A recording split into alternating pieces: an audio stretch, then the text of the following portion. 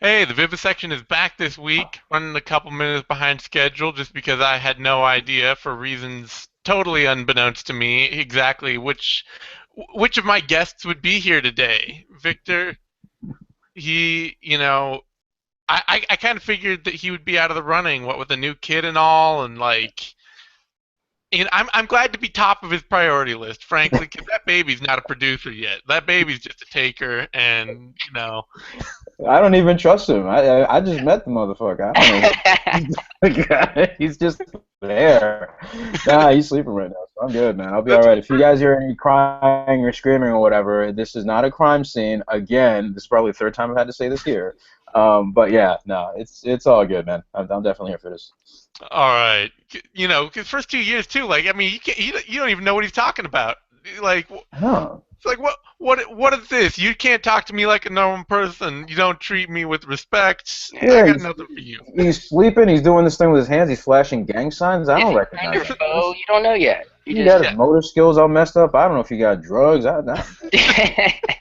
Babies are terrible. Nah, And Eddie Mercado, who I did expect. Thank you for joining us, Eddie. Yes, sir. It's good to be here. Find me on Twitter at the Eddie Mercado. Oh, promotion already. Just Haven't.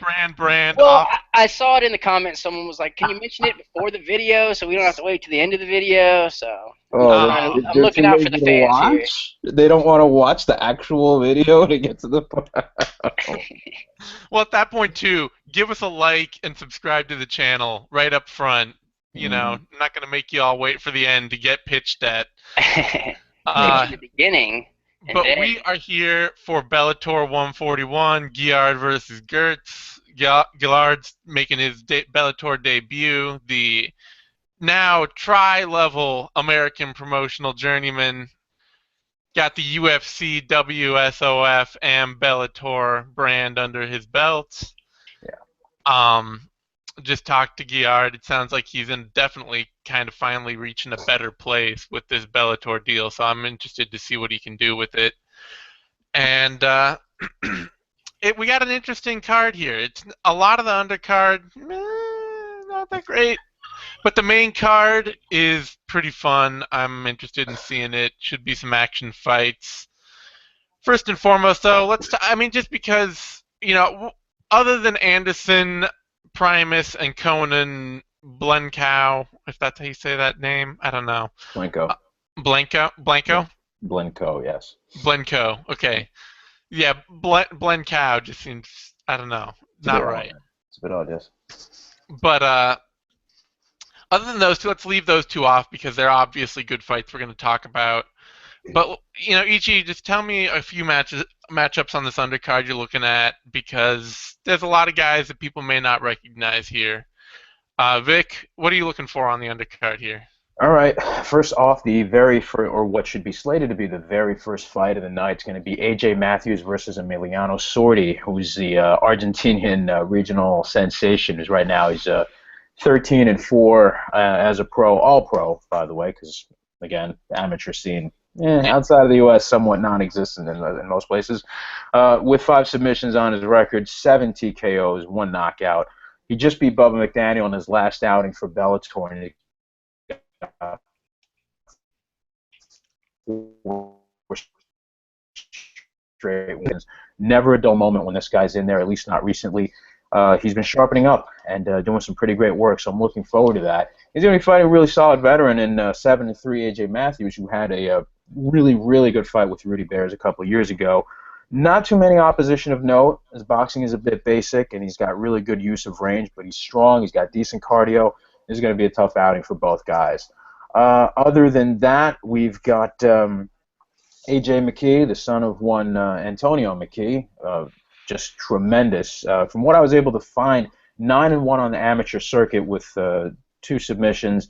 1-0 as a pro. His first pro fight was in Bellator, where he won in, I think it was the very first round by a really solid submission. Excellent athlete, great technique, and just relentless wrestling and submission acumen with this guy. He's really something to look out for. Even though his opponent James Barnes, no disrespect to him, not really much on his record to make to jump out off the page in this that particular matchup. Other than that, yeah, the bouts that you mentioned that we're going to definitely focus on in Marloes and oh my goodness, I just lost it from here. Marloes Well, Eddie. versus Arlene Blenko, yeah. Yeah. Yeah, I gotta agree with that. Emiliano Sordi, I think he's definitely fun to watch. He's been training with Nova União, who we all know is a well-established camp. So look for big things from him. And AJ Matthews, the guy he's fighting, was actually on the Fight Master show on for Bellator. And who did he fight? He fought Eric Bradley and actually showed some really good takedown defense. But I don't think Sordi is going to be coming to take him down. But it should be fireworks nonetheless. I think it's at 185-pound fight. Mm-hmm. Yeah, So outside of that, just a lot of seems to be regional versus regional guys that have been picked up. So Yeah. they might be competitive, but not necessarily relevant. With all due respect. Yeah, one of the fights I'm looking forward to, honestly, and I realize he still kind of fits his mold, is Curtis Millender. I realize his record. I don't know. He's got kind of a weird record because Dominic Waters is honestly like not a terrible fighter. He's in the UFC now. You know, he's a pretty decent level of competition for Millender to have beat. Maybe a lot of the other competition on this record isn't that great, but Millender is one of those guys who seems like he really has a ton of athletic upside, especially at welterweight. You know, just massive fighter, 6'2", 78-inch reach, has some decent striking, but really just doesn't have a lot of the process. He's not training out of a good enough camp at this point in his career. Yeah, he's listed out of the NOC fight team over on Tapology, and I have no idea who that is, frankly. I've never heard of anyone out of there. And he fights like he's just not getting a lot of complete training. He's getting a lot of maybe kickboxing with a bit of sprawl training in there, and that's about it. If he can get his training straight, if he can get with the big camp, I think he's the kind of person that could really be whipped into shape in a hurry. But one of the things that we're kind of seeing off this, and Bellator is kind of becoming notorious for this, is a lot of regional crushers. We're seeing, Ilima Leigh McFarlane. She's the most notable one on there for that soccer mom KO thing that made ESPN Sports Center highlights. But other fighters too. A lot of them just Ray Sloan. These other guys have records where the only wins they have are over people who are like 0-2, 0-4, 1-11, and it's kind of unfortunate because I don't know that I'm not saying that they're bad fighters. I even saw a thing the other day from Brett Okamoto on McFarlane, and he was saying that and I don't know how true this is, but I could understand it if it is that like Explode in SoCal is one of the only organizations that's offering a lot of regular fights for people down there trying to find fights in its area. So if you're in that area and you can't afford to travel a long way, there aren't a lot of other options. So I get it for the fighters, like you want to get paid, you want to get a fight. I think a lot of times they tell people they're going to get them a better fight than they do. But you end up with a record that, a lot of these people, McFarlane, for instance, I think she's got her amateur record was like 10-0 or something. I can't remember what it was.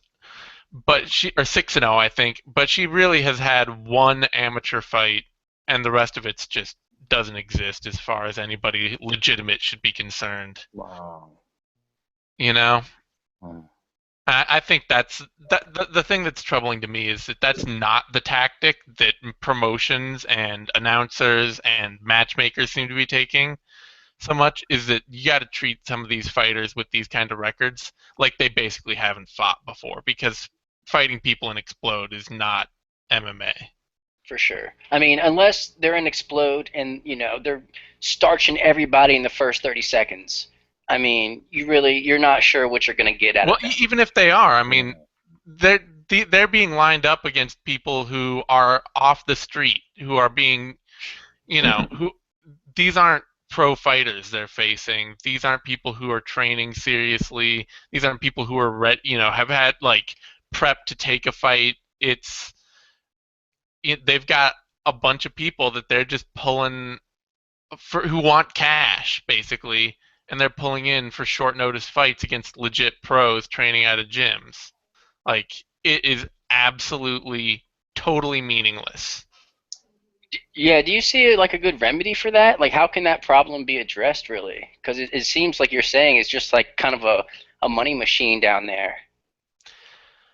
The only thing I can see to do with it is that promotions at the upper levels have to start telling these people, we are not going to consider these fights on your record as pro fights. Like, if we see this, we're not going to take this into consideration at all.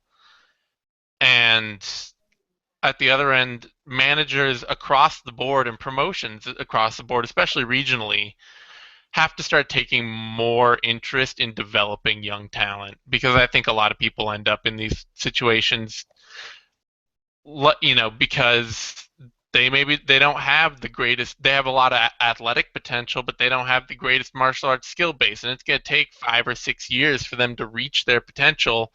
And regional fight bookers want to put them in against some other local young star. I mean, that's kind of why you see fighters so heavily protected in boxing and things like that.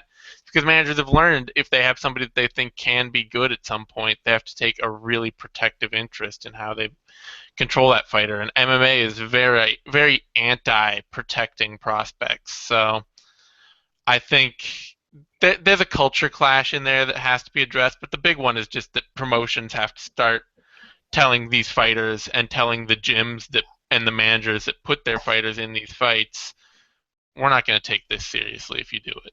See, but with that though, I mean, it's kind of like the sport versus the business side of it. Meaning, Bellator or the UFC, it's way easier to promote someone 15-0 versus someone 11-4. It's easier to be like, oh, this guy's undefeated, hype him up a lot. You draw a little bit of interest, especially to a casual fan who's not going to know. They don't know what Explode is. They don't know what RFA is. They have no idea. They're like, oh, an undefeated guy's fighting. Let's tune in to see if he'll lose that undefeated, prestige. And so it's just like a business. Yeah, but I don't think the casual fans tuning into Bellator undercards. So this is also true. And not all. I think at some point fans get a little hip to the fact that not all undefeated records are equal. Ronda Rousey versus Beis Correa. Like, I mean, there comes a point where, yeah, all that noise and all that, like, it makes sense to someone who's not particularly digging too deep into this, but. Yeah, if you're a more educated fan and you're kind of delving into like the lower end of the card, as Zane mentioned, yeah, that is going to be a problem. Yeah. Yeah, it's just one of those things. I think there needs to be some balance. Like, I get why promotion. I'm not saying, because, like I say, Jonathan Wilson. Look, he walked in, knocked the crap out of Chris Dempsey, and he did it with a record. He did it basically having never taken a pro MMA fight.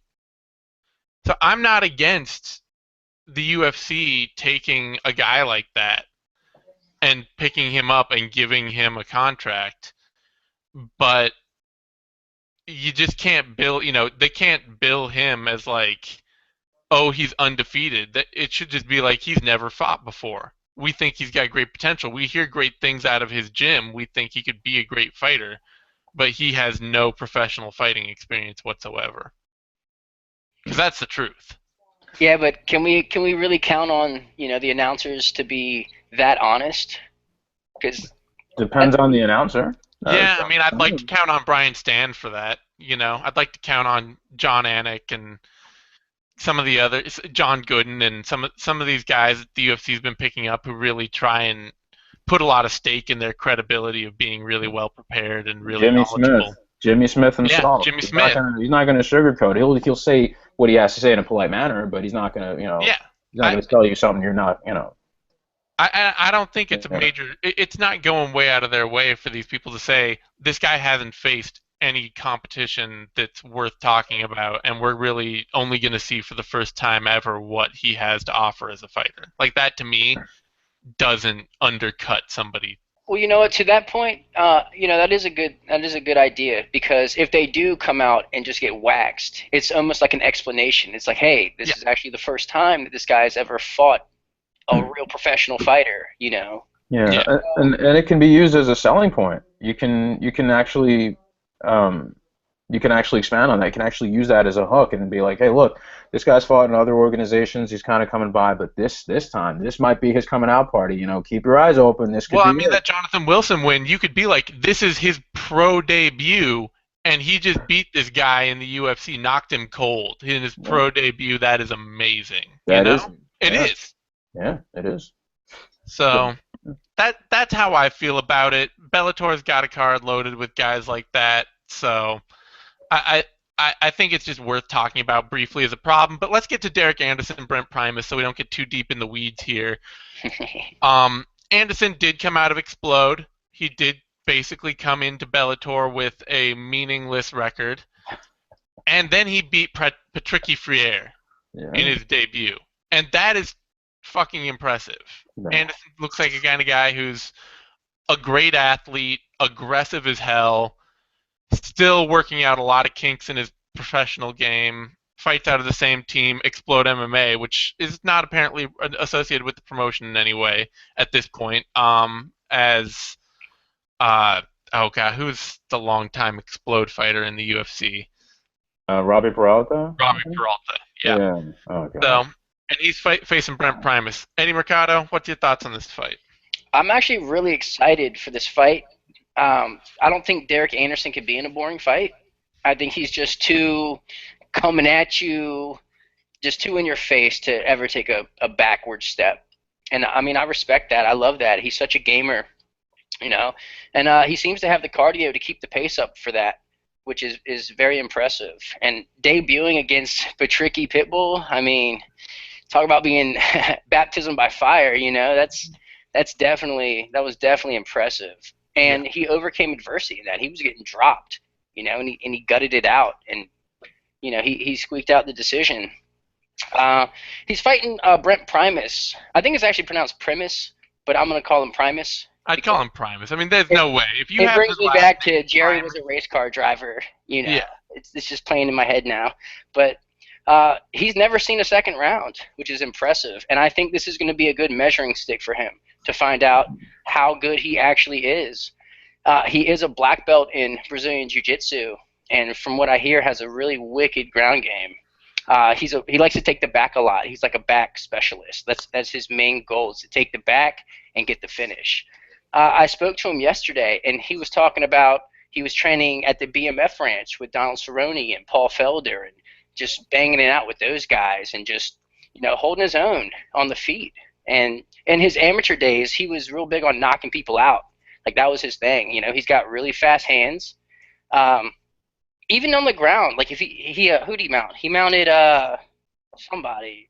Oh, the Brett Glass. He mounted him, and his like ground and pound from the full mount was just so fast and just brutal. And I think this dude has something. I think he has that special something that will take him pretty far. The only knock on him I can see is that he's untested. So I think Derek Anderson will definitely be that test for him. Anderson is just as tough as they come. He he turned Brandon Girtz into a GIF. He hit him with that curved knee, or was it a knee kick? I'm not sure. It was a straight knee coming up. Yeah. Man, it was. You caught him shooting in for a double, and he just. No, it wasn't a double. He was throwing an overhand punch. Oh, you sure? Oh, okay. Girtz Right. was, Then I yeah. misremembered that. My apologies. Well, the way Girtz throws his overhand is he gets so low on it, ducks his head, but he ducked right into that knee and just flew backwards. And I was shocking. I was just bewildered by that. And man, this is tough, man. Anderson, he's got really good straight punches and long punches. He doesn't necessarily pull his punches back to his face, nor does he really keep his hands up as much as I would like. He almost defends punches like he's the tallest guy in his gym. He kind of moves his head out of the way, which I mean has been working for him thus far. He's a really big lightweight. He's 6 foot Yeah, lightweight, so it right. could be, that could be the case. Yeah. And I gotta question his fight IQ. Yeah, his fight IQ. He he fought Marcin Held, which he got submitted, which is, I mean, there's no shame in that. I mean, Held is a wizard on the ground and absolutely, he's about to fight for the title. But there were certain positions where I felt like Anderson could have got back to his feet, or at least tried to get back to his feet, but he didn't. He kind of hung out there. I don't know if it was to prove a point or if it was just panic, or I'm not sure, but I felt like he could have been a little bit more smart in that fight, and it might have gone a different way. So who you So picking? I'm actually going to go Brent Primus on this one. I All think right. I think he can, if he can keep his wits about him and be smart. I think he can outsmart Anderson, get him to the ground, and potentially get the submission finish. Vic, thoughts? All right, well, a couple of things here. Derek Anderson, despite his beginnings in Explode and Gladiator or what have you, I mean, to me, they're interchangeable, unfortunately. Yeah, they are. I mean, he does have a win over a guy whose record currently stands at 0-21. Another guy's 5-10, but it hasn't really hurt him because, as we already mentioned, he goes in there, he fights one of the Pitbull brothers, and he wins. He ends up having a win against Girtz, which we mentioned as well, and the loss to Held by triangle choke. And he ended up with a nice little bounce back win against Danny Navarro back in January.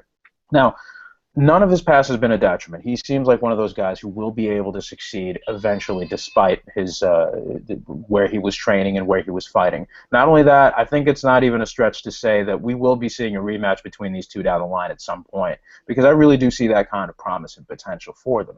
Now, with Brent Primus, you got a guy who's 5-0 as a pro, 5-1 as an amateur. He's got 4 submissions as an amateur. He trains up at the sports lab usually with the Healy brothers, Dave Jansen. He's with the BMF ranch lately, which has probably been more of a boon for his striking than anything else. So while I would certainly give Derek Anderson a nod in terms of fighting perhaps better known opposition and more experienced opponents, just by the company that Brent Primus keeps and the ability to keep his skills sharp, I think he probably might be the more complete fighter of the two right now. And I really got to give it to him because I haven't seen him, he does seem like he's got a very solid chin. He might be able to withstand what Anderson brings to the table and actually just eventually work his way to a win there. So I would certainly say that Primus should be a favorite. Well, I got I'm going to say this. I do have kind of a James Vick vibe off Derek Anderson of like, he's the kind of cat that is, because he's so big and tough and powerful, even though a lot of the technical tools are there, he's going to win a lot of fights that people are like, well, he's not the most technical fighter walking in. He doesn't have the best camp walking in. He's going to be, I could see him taking this just because he's tougher, frankly. Yeah, he doesn't know how to quit. He does not know how to quit.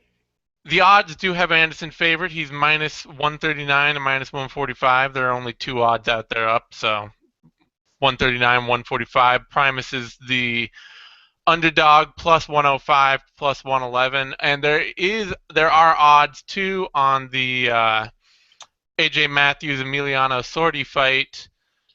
Emiliano Sordi is the favorite, minus 215 to 208. AJ Matthews, the underdog, plus 165 to plus 172. That brings us to the co-main of the prelims, or the main event of the prelims, rather. Never mind me. Marlos Conan, Arlene Blenko. Vic, gotta give me some hope here that this is gonna, is Blenko gonna be competitive? Oh, well, like we're really doing this? Oh, okay. Well, here's what's gonna happen with this end. All right, now Blenko, they're gonna probably bring up her boxing record and all that.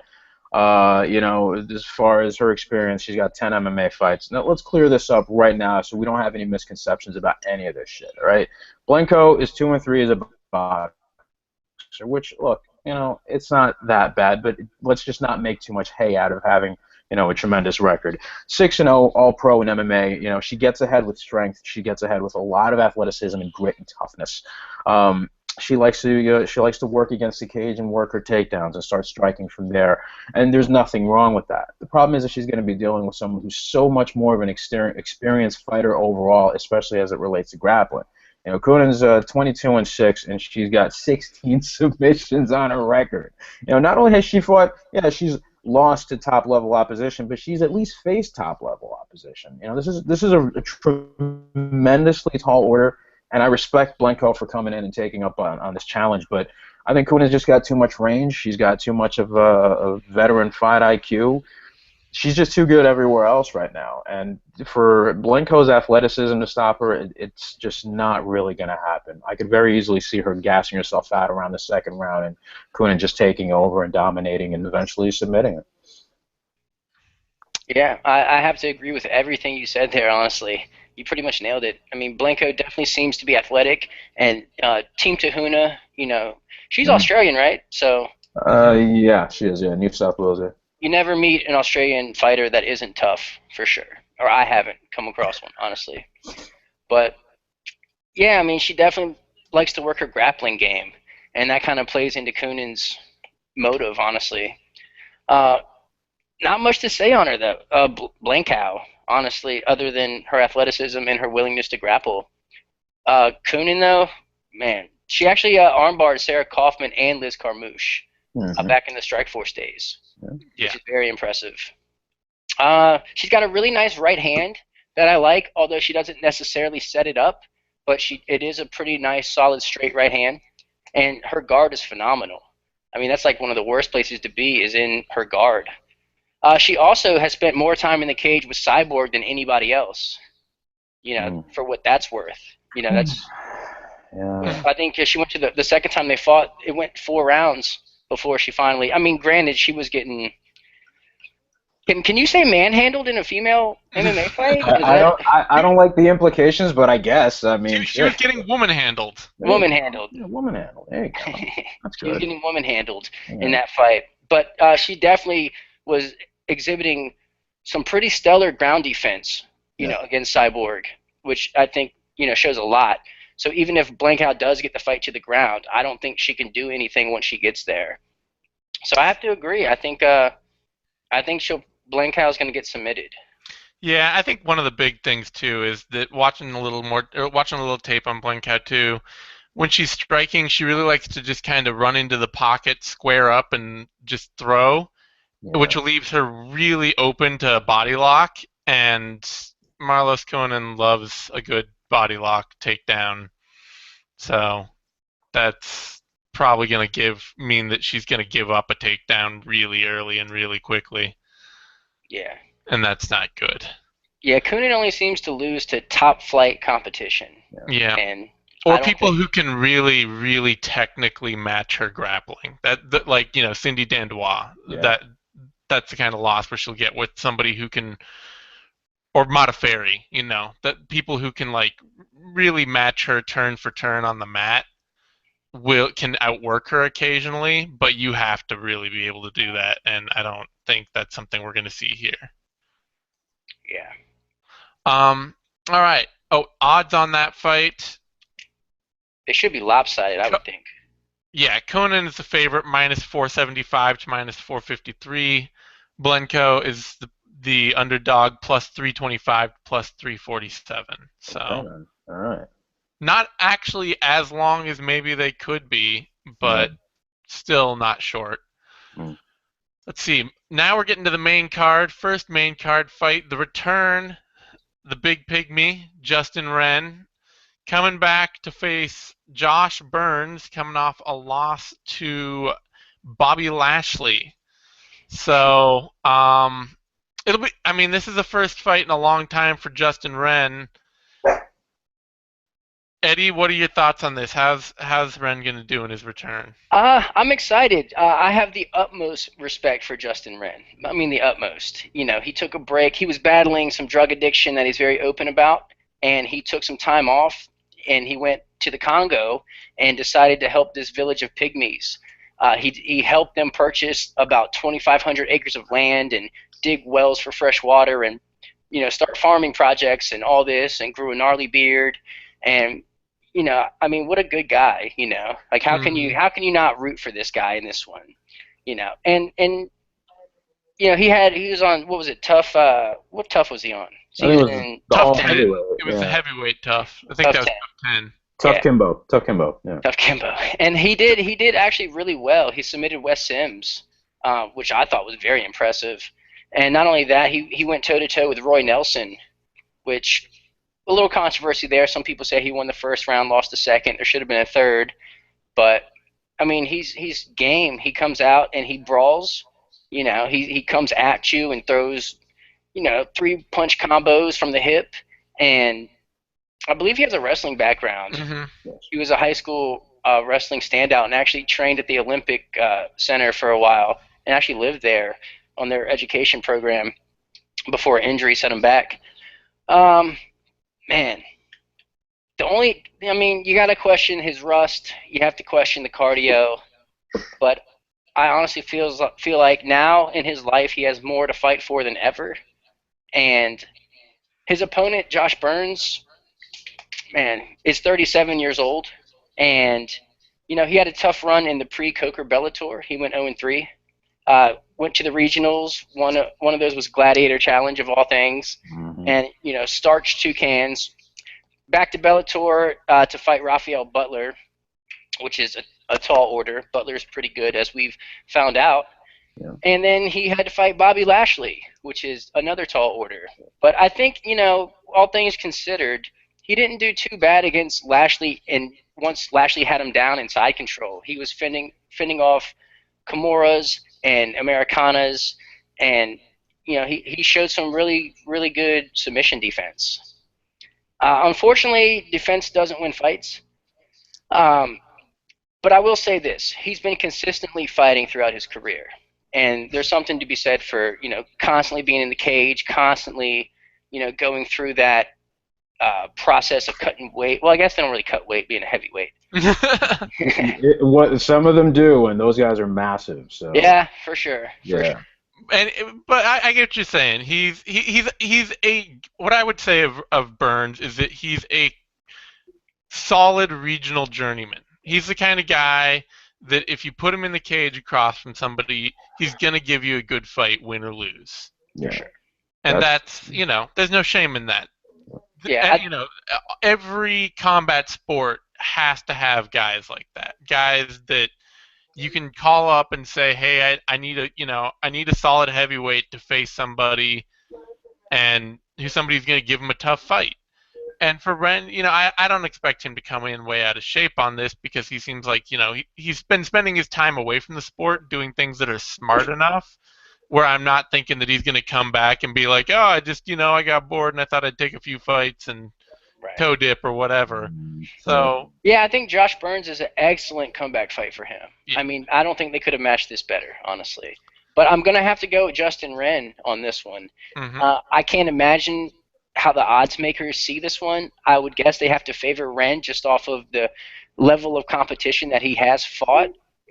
But there's such a question mark when you have someone that's been out for that long. But I mean, we've seen it before, like the Barn Cat. Yeah, Tamden McCrory.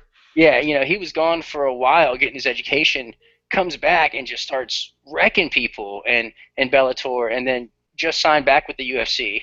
So I mean, it has been done. People have taken extended breaks from the sport, come back and do really well. Hmm. So yeah, I'm gonna pick Ren on this one. Vic? All right. Usually, I would be a hell of a lot more concerned when it comes to someone like Justin Wren. You're talking about a guy who didn't just have any kind of hiatus, just a hiatus that was not doing well before he left. And on top of that, he hasn't exactly. It's not like he left and still remained in other athletic endeavors. He was out doing what he was doing in the Congo, and yeah, certainly that should be applauded. Here's the problem with that, though. You're talking about a guy who's coming back, and not only did he come back with his mentor, Kenny Monday, over at Team Takedown, but he just was up in Denver doing altitude training and spending some time sharpening his striking with Pat Barry. Now, look, that's pretty good that you're going to make if you're going to come back on a not necessarily an elite level, but you're coming in sort of at a middle level. This is pretty much the kind of move you want to make to just find your footing and be able to get back on track. Josh Burns, great talent, very strong, very durable, maybe not the best cardio, and his record does not necessarily reflect how good a fighter he can be. But this fight, he's certainly not going to bully Justin Wren around with his wrestling. And he's certainly not going to have that advantage striking. So this is definitely going to be interesting, and I really do think that Justin Wren will eventually get the finish here over Burns. It's just a matter of when. I'd probably say maybe somewhere near the opening of the third round, he'll probably just have broken him down enough to really have this fight waved off. Yeah, and another thing, Wren, he might not have been doing anything athletic-wise during his break, but he sure was getting his mind right. And, I always say that is the most important part of combat sports, or any sport really, is getting the mind sharp and where it needs to be and focused. So, well, it also means that he also wasn't taking a lot of punishment to his body. He wasn't getting hit in the head. Yeah. He had a couple of bouts with dysentery, but other than that, you can recover from that and be okay. You can, not slur your speech. So, all right, odds on this. With Wren, even with Wren's large layoff, are the widest of any fight on the card. Wren comes in the favorite -600 to -570.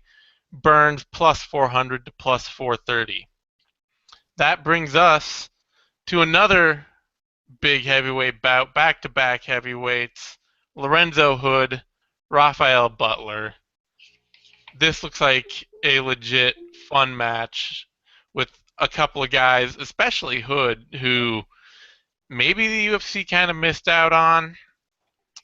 And I don't know. I'm excited for this. I can't see this one going for very long. Victor, what are your thoughts? Who are you picking in this fight between a couple of huge heavyweights? Yeah, see, this one's going to be a little tough. Rafael Butler, I used to kind of knock on him a little bit because I didn't see him as much more than a guy who got really good at boxing and eventually got into MMA because maybe the entry bar was easier, 9-2 with 4 knockouts, 2 TKOs. One of the submissions he's got on his record is due to punches, so I'm not really, it counts, but... It's a TKO. Yeah, he's got 2 legit subs in there, too, so he's not a total slouch when it comes to that. Very athletic, unquestionably. I do have to question his cardio a little bit. He got a vendetta against guys named Josh. He beat Josh Burns and Josh Diekman. But he did have, his only loss so far was against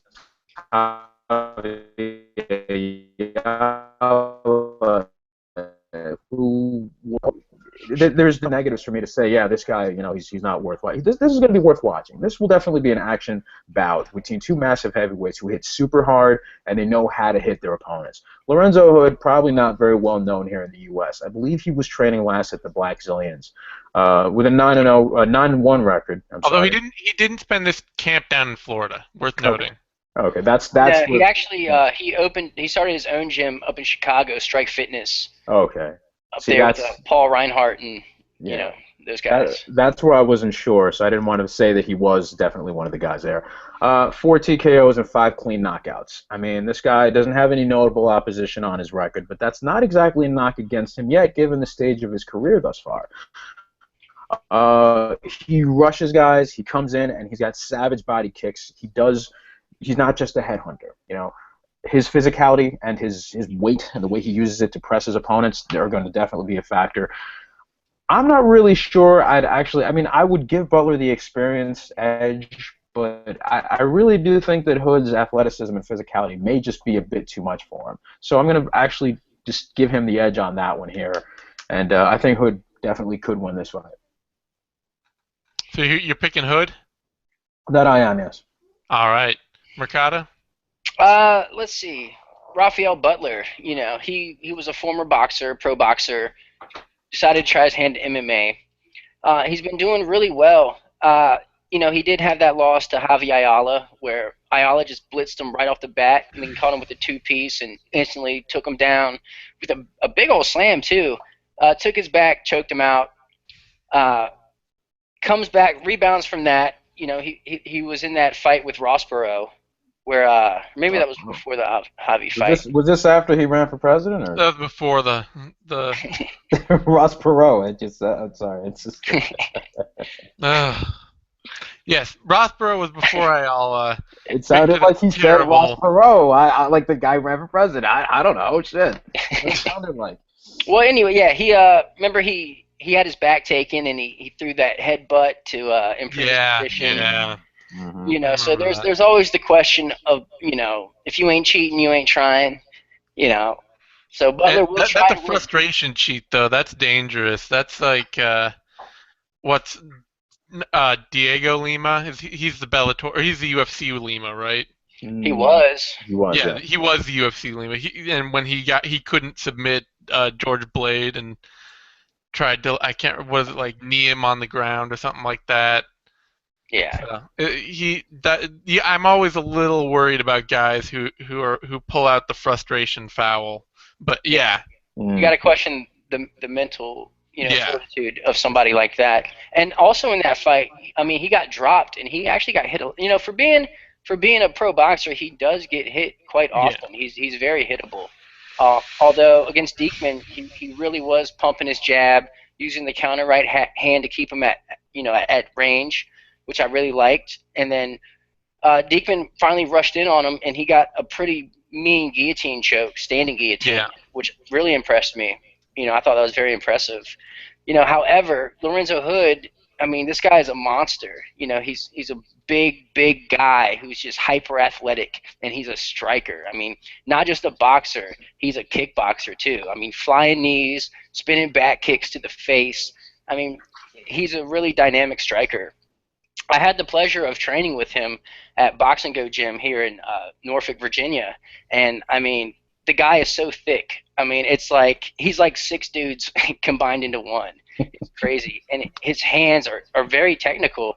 And man, what can you say about him? He definitely hasn't fought the same level of competition, but the guys he has fought got them all out of there in the first round. He's never been to a second round. I talked to him and he cuts from 290, which he's a big boy. He's big huge. Boy. He's Samoan, isn't he? Yes, the Samoan Silverback. Right, that is his nickname. Yeah. That makes a lot of big guys there, man. That happens. Honestly, I feel like Butler doesn't do well when he's being blitzed with punches. Like if you're rushing in on him for a takedown, he can handle that, or at least somewhat, adjust for it. But if you're running in on him with strikes, like Javi did to him, I don't think he wants that. I don't think he likes that, and I feel like that might be exactly what Hood does to him. And I think he's hittable enough for Hood to land the big strike and potentially put him away. So I'm definitely picking Lorenzo Hood. Kind of a biased pick here, but I definitely see him catching Butler, and I'm pretty sure Butler will be the favorite on this one. But yeah, I'm not sure. Like, I think I want to pick Hood because I've talked to him. He seems like a smart guy. Seems like a good guy. Seems like he's got the athletic potential and the build and some of the skills to be a really legit heavyweight. And Butler, I don't know, feels to me like a little bit more of a flash talent, somebody who's got a specific skill and can do enough things to be interesting, but I'm still not, I don't know, I'm not 100% sold on him. So, I don't know. I mean, you're right. Either guy can easily get caught and put away. That's, I think, the big problem here. For sure. I mean, but we've seen Butler get dropped before. I've never seen Hood get dropped. This is true, but he does have a submission to strikes loss on his record. Mm-hmm. And there's some discrepancy over his record. Sherdog has him as 9-2. MixedMartialArts.com has him as 12-2. So there, I'm not sure what's going on with the record there. Maybe it'll come to light with more notoriety. And his submission and that loss though, 2 strikes. Well, it wasn't a long time ago. It was back in 2014. It was his first fight back after 6 years away from the sport. So that could have been a cage rust thing. I haven't seen video of it, so I can't speak to it. But it's not a straight KO. So I don't know. It's just one of those things. It could have been an injury, like an eye injury or something weird like that, broken nose or something. I think I spoke to him about it, and I think that was the one where he was fighting a guy much heavier than him, and he took the fight on 2 weeks' notice. There cannot be a guy much heavier than him. I immediately disbelieve that story. That's How much bigger was he? well, he wasn't always as big as he is now. You know, he was coming back from the army. Oh. And, Well, he was in arena football too, though, for a while, wasn't he? yeah, I mean, he's a super athletic dude for sure. Yeah. Just one thing to what Zane, to something you just mentioned, and it's the fact that if this does come down to be who catches who first, I really do see a higher likelihood of Hood putting Butler away in one of those exchanges than I would see. Like Butler would have to catch him a couple of times. I really do think that his chin's going to be. Went back and watched that Rossborough fight again, and Rossborough, like, he hit Butler, but it wasn't like a major strike, and it still dropped Butler like a sack of flour. Yeah. That does put some questions towards his chin at this division when you're kind of just getting dropped by random guys, and you're a striker. You're sitting there depending on your hands. So it's I don't know. I think anyway, the odds have Butler the favorite, minus 175 to 169. Hood is the underdog, plus 141 to plus 135. I think there's some action to be had on Hood there, but it's definitely a really close fight. Co-main event now, Tricky Friere, Sadawad. Vic, give me your take on this. There is no Victor. There is only Zool. Oh, there he is. Yeah, because I missed National Dog Day, and he's really lovey today.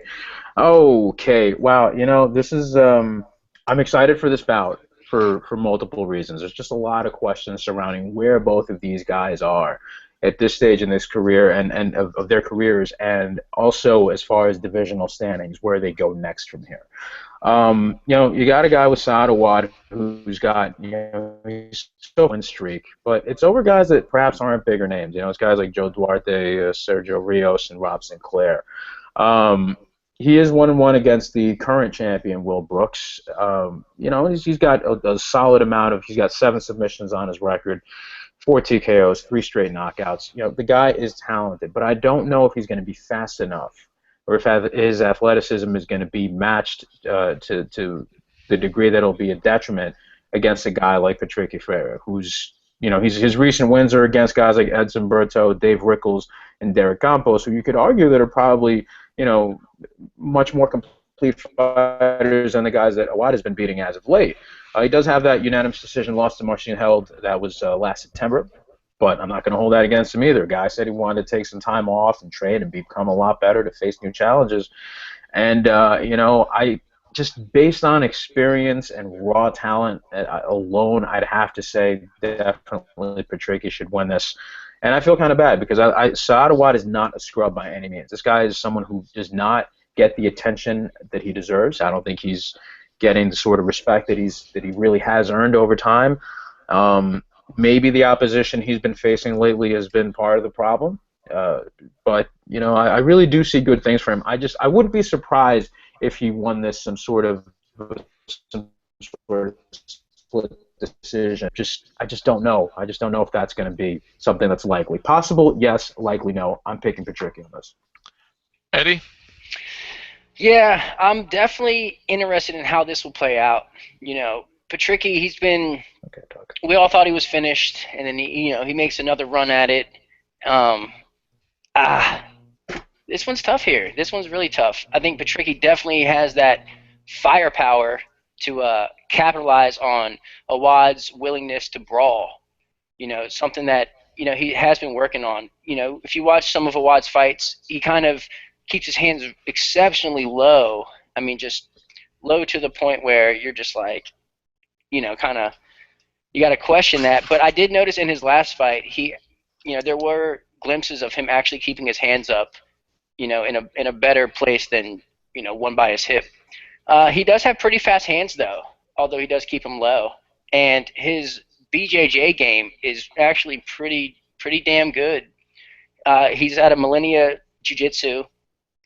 He actually knocked out Will Brooks in their first meeting back in 2013, which was shocked the world. I mean, no one saw that coming. I think he's a very smart fighter too.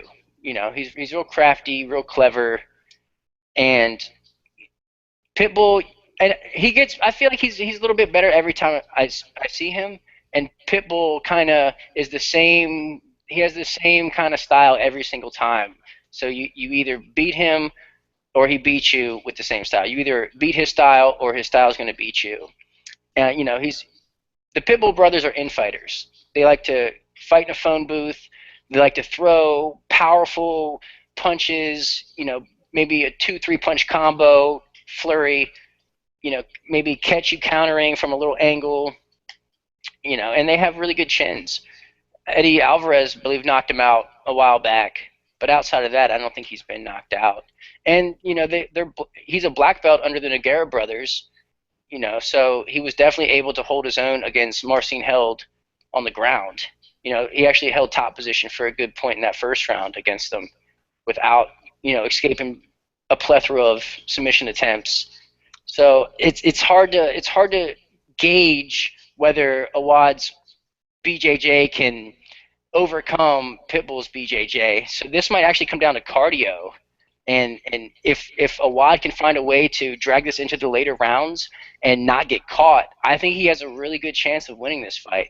Like Vic was saying, maybe a split decision or maybe just a unanimous decision. I think he has more ways to win, aside from just being knocked out. Pitbull can definitely counterpunch and knock him out.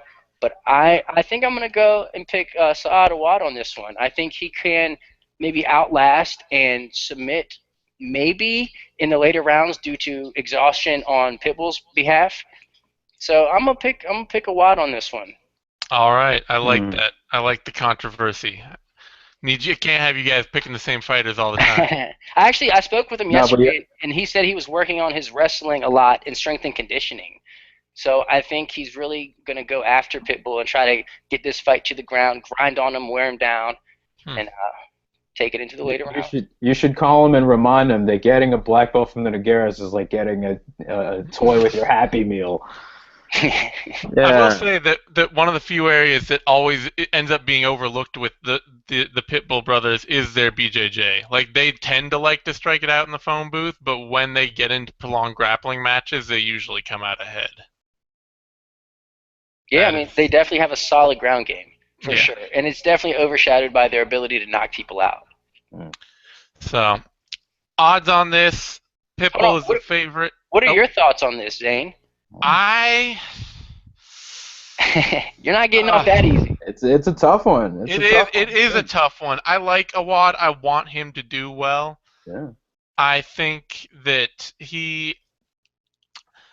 I think that Awad has been definitely looking better lately. But at the same time, I kind of feel like he either lands a big, hard, he either lands the kind of shot that puts somebody away, or he ends up in these really back and forth close kickboxing exchanges.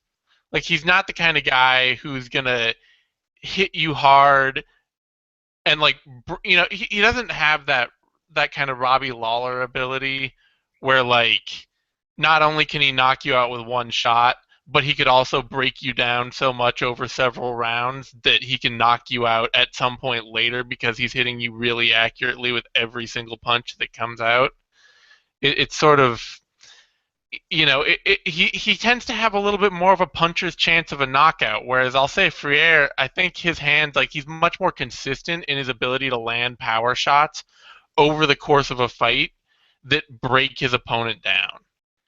And so I think if this ends up being contested largely on the feet, I kind of think Freire might have, if his chin holds up, and I worry a little bit more about his chin, I think he has the more consistent ability to land power shots and take rounds because of it and dominate that area of the fight.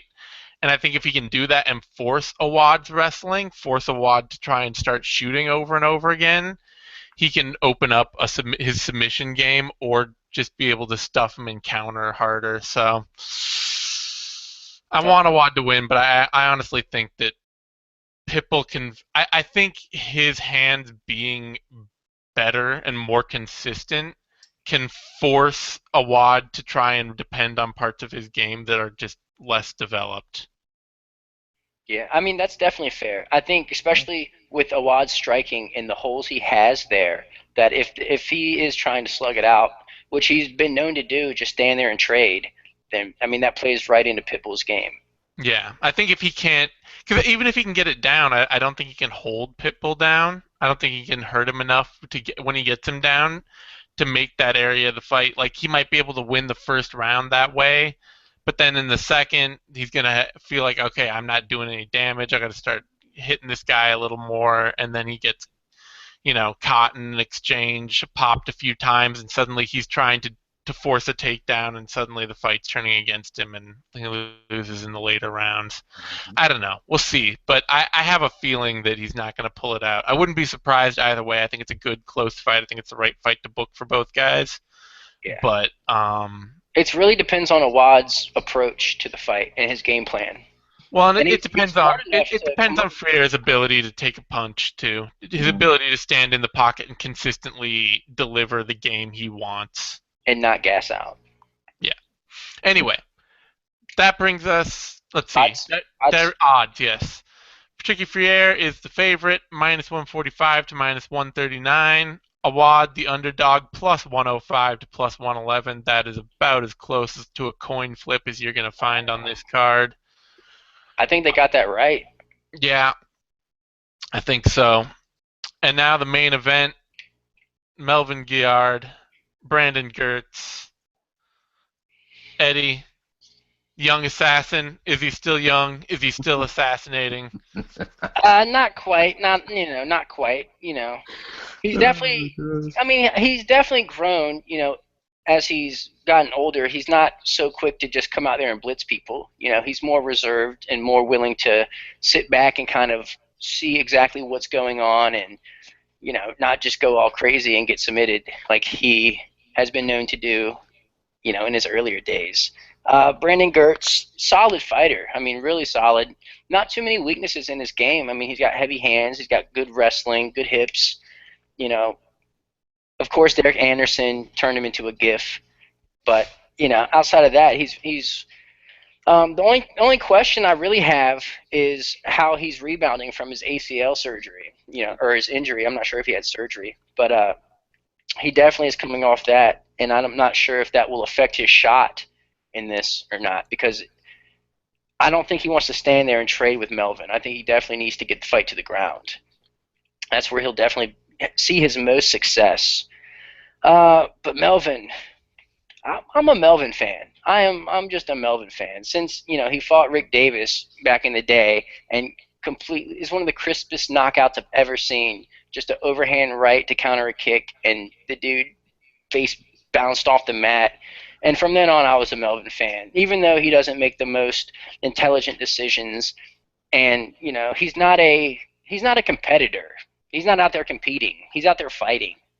He's not out there game planning against people. He comes and does what Melvin does, and sometimes that works out for him, and sometimes it doesn't. I'll say this about him. I'm gonna steal this from Eugene S. Robinson. He's a gict. He's a guy I can't trust.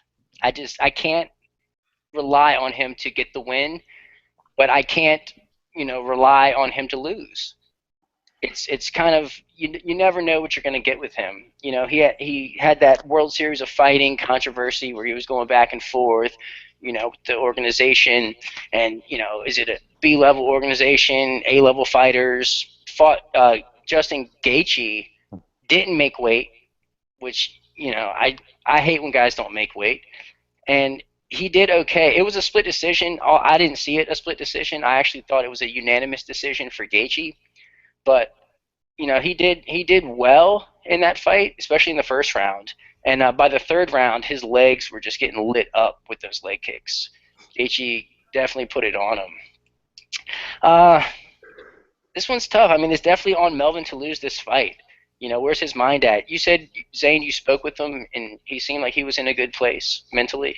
Yeah, I mean, I think that the combination of him getting with ATT and getting into Bellator, it seems like they're, 'cause especially Coker is such a fighter-friendly uh, presence for a lot of guys. Like, you never hear fighters who are like, "Oh my God, Coker was so hard to work with," you know? Yeah. Like, that's just not something you hear. No. So I, I think that there's a combination out there that there's some potential for him to kind of have finally feel like he's in a place where somebody is interested in getting him the fights he wants, and where he's got the kind of team around him that is gonna be like generally a pretty positive gym atmosphere over at ATT. I mean, because like he did great when he was at Jackson's. By and large, he was a great fighter under Greg Jackson. Like, being in a good gym atmosphere did good things for him. Yeah. But the So thing is, I can definitely see him going out and knocking out Girtz, if not TKOing him, maybe early. But let's just say he doesn't win this fight. I mean, what then? well, Where does he go from there? Does he just stay in Bellator fighting lesser-known guys? Does he will probably stay in Bellator. I think he's got enough name value and interest that they will be willing to play out whatever contract they have with him. But the big thing for him is that he's been fighting since 2002. So a lot of fights. There's always a chance that he just falls off. I talked to him about that. He doesn't think it's going to happen. He says that he's taking good care of his body. He's not breaking down. He doesn't feel old. He doesn't feel tired. He doesn't feel like he can't do anything he didn't used to do. But that's also not, you can't take a fighter's word on that. Like, for sure. Especially when it comes to like concussion symptoms and things like that. Guys will say, "Oh, I feel like 100%." I've never, he said, never had knee injuries or anything like that. Yeah. So he's not getting slower in that way, but that doesn't mean that he's maybe not seeing things as quickly as he used to. Yeah. I mean, his chin's pretty good. I mean, he ate a lot of punches from Gaethje. Yeah. The only thing the big thing I would say for this before I get to Vic, and I'm sorry for getting lost in the weeds here, is that this is probably the lowest profile opponent that he's faced since like Shane Roller or Waylon Lowe. And this is the first time he's faced a guy who isn't either on a bit like a really top rising star, Justin Gaethje, Michael Johnson, Donald Cerrone, Joe, or Evan Dunham back at the time. Yeah. Or faced a guy who isn't a long-time vet with a lot of name value. Jay-Z Cavalcante, Mac Danzig, Jamie Varner, Francisco Camoes, Jim Miller, Joe Lozon. Like, he's only ever, since 2009 or so, or 2011, and Lowe was 2010, he's only been facing guys who are either top rising fighters or guys who have a ton of miles under their belt. And Girtz is probably the first guy who isn't either. Yeah. So Melvin's his own worst enemy, Yeah. He does it to himself, kind of, in these fights. Thoughts? Right. Okay, well, a couple of things on this. First, we have to start with Melvin because of all the baggage. All right, he has been fighting professionally since 2002, but he's also fighting before that. I believe he started boxing or kickboxing around that time, which adds to his mileage. As you mentioned, and this is an interesting, if anyone hasn't read this yet, please check out the interview from yesterday. Melvin talks about being in a better place. Melvin talks about being in a better place and everything, which is great. I'm happy to hear that. I'm always, in favor of hearing a guy do better and recover. Problem is that you're talking about a guy who's been having so many problems outside of the cage specifically. I mean, what are the weigh-ins for this? They're later on today around 5 or something like that? I don't know. Yeah, well, I want to see that. I want to see if this guy, number one, actually makes weight, because apparently he's Mhm. not, from what I understand, he's not even flying out there. He's driving cross country, so he doesn't bloat or whatever on the air. I don't know what the hell it is. Um, Airplane water, toxic airplane water. He can't get yeah, the there you go. toxic airplane The water in his chemtrails, blood. the reptile people, all that stuff. Look, there's always something going on with Melvin, and you never know. He's always the guy who's going to say the right thing, and you think, hey, this guy's got it together. And then you're like, yeah, you know what? He doesn't. He fought twice in World Series of Fighting, didn't make weight either one, even though he was granted a title shot, and we all remember that fiasco where he ended up losing half his purse. He didn't get to fight that last fight against Ozzy Dubulubgov because he didn't turn in his medicals. I mean, we haven't heard any rumblings of anything this week, so maybe everything's on the up and up so far. But then what's going to happen when he actually gets into the cage? He's going to be fighting a guy who's a very solid wrestler in Brandon Girtz, who's relentless with his submissions. All of his fights are as a professional, and he's 12-4. 8 submissions on his record, which are the one thing that Melvin is most susceptible to. Girtz, he's 4-2 in Bellator right now. He's got 2 submissions and 1 TKO since he's been there. He's got recent wins against Papis Martinez, Mike Estes, and Benny Madrid. Regional veterans, guys have got a fair amount of experience. And this is obviously the most high-profile opponent that he's faced so far. I really do think that he's going to give Melvin far more fits than perhaps we're looking at initially. As long as he doesn't try to play the stand-up game with him, as long as he doesn't sort of fall into those traps that Melvin can set up with his angles, I really don't think that Girtz is going to have that much difficulty after he gets him down. Where's Melvin's cardio going to be? What's his submission defense like? He's been training with the guys over at ATT, and I mean, I get it. He feels that it's a better fit for him both from a business standpoint, from a developmental standpoint as a fighter. And as you mentioned, look, he hasn't had major ligament replacements or rotator cuff problems, anything like that. But still, I still can't trust the guy just based on the fact that it's not like he's had the healthiest long career like some of these other guys. I can't bring myself to picking Melvin, despite the fact that he's got certain advantages here. I'm going to favor Girtz on this 100%.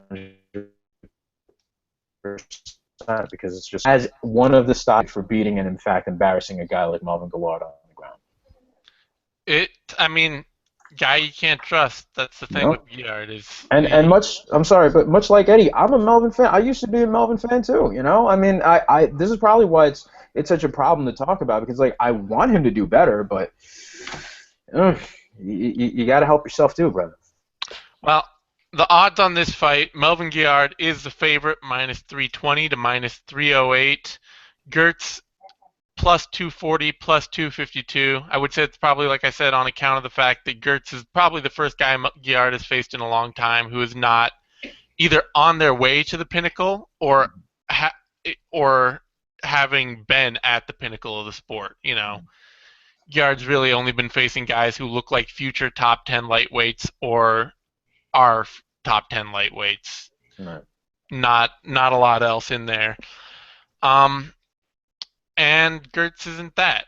Whatever you say about, as good as he's looked and as good as he has been, he's a guy. There's not a lot of hype around him. Nobody's saying this is a future champion, Brandon Girtz. He's a good fighter. He's solid, not taking away anything from him. It's just he's not on anybody's short list of top lightweights. Who are you picking, Zane, in this one?